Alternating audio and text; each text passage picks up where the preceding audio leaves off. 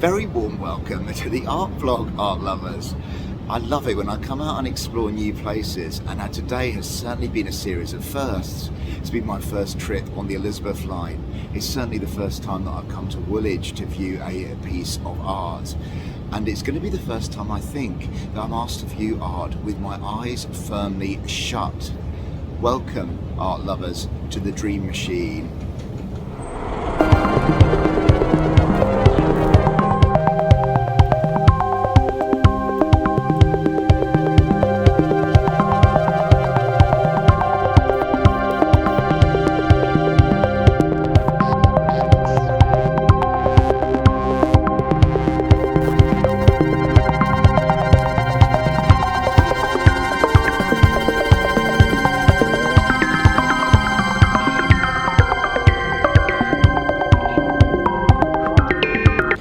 Literally, the Elizabeth line is there, and then if you cross the road, you can see the public market across there, which is where Dream Machine is based.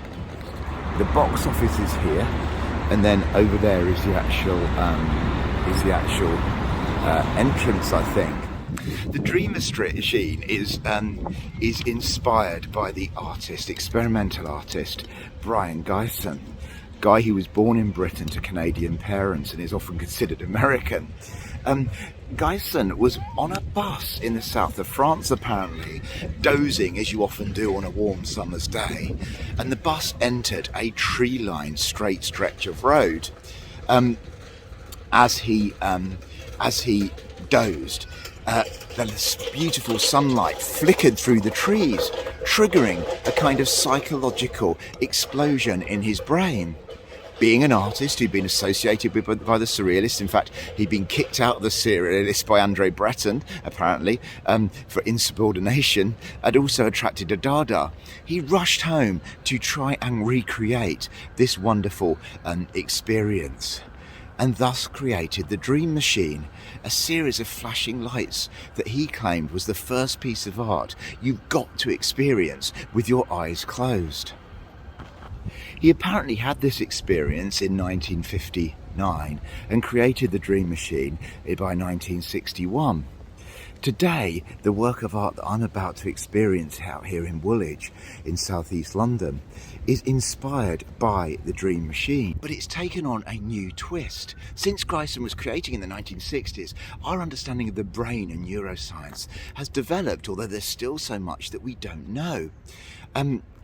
This show, which is going to be on in London and Cardiff first, then moving to Belfast and finally Edinburgh, is a really wonderful opportunity to experience something slightly psychedelic.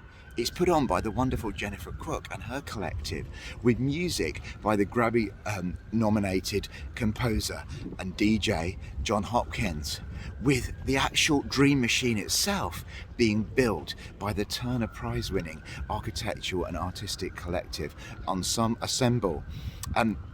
As well as that, neuroscientists and philosophers are involved, including Anil Seth, who's a world-renowned neuroscientist from the University of Sussex. And the neuroscientists are involved because the Dream Machine is an attempt to unlock the deeper visual patterns in our cortex, in our brain.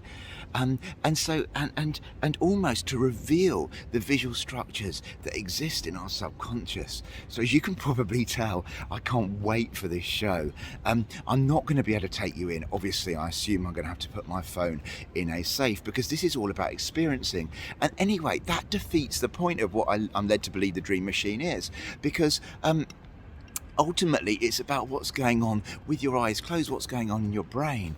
And I obviously cannot show you, sadly, and probably luckily for you, what is going on in my brain. But this looks like a fantastic piece of installation art.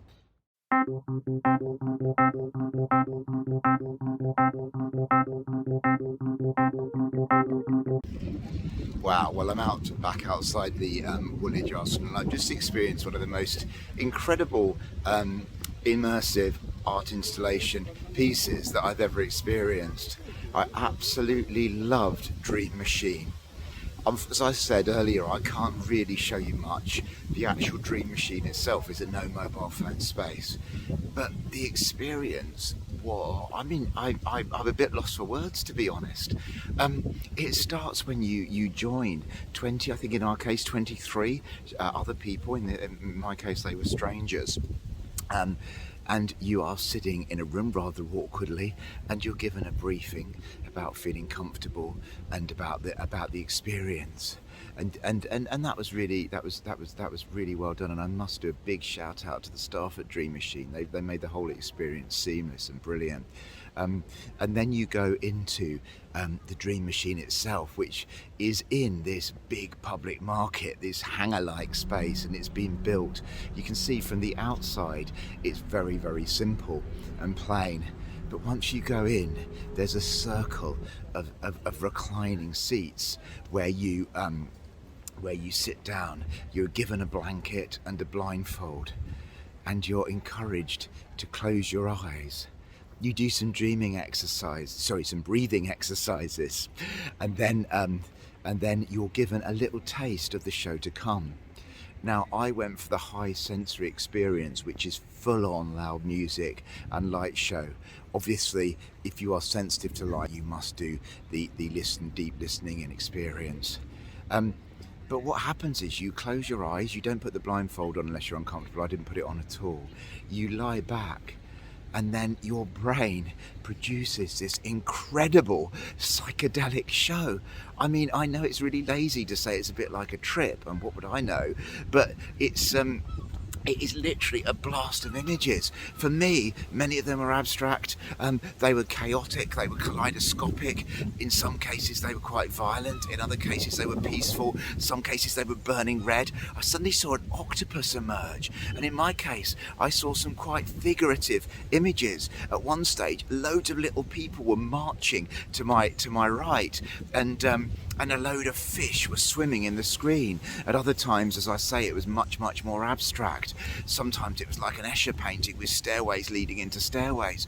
But what was brilliant about it was 20 minutes of this incredible visual show. When the lights first start flashing, and they're literally white lights, it's your brain which produces the colour and the movement and the shapes.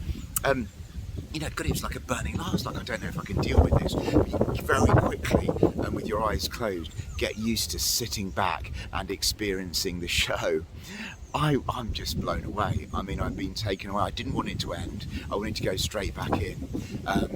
It was 20 minutes, and at certain points the music was incredibly intense. At other times it was very, very, very, very calming as well. The sound back by John Hoskins is really, really good. So I found it absolutely incredible. I mean, your brain takes you away. And the crazy thing is, a bit like what was found in the original experiment, the minute that the lights stop, it stops.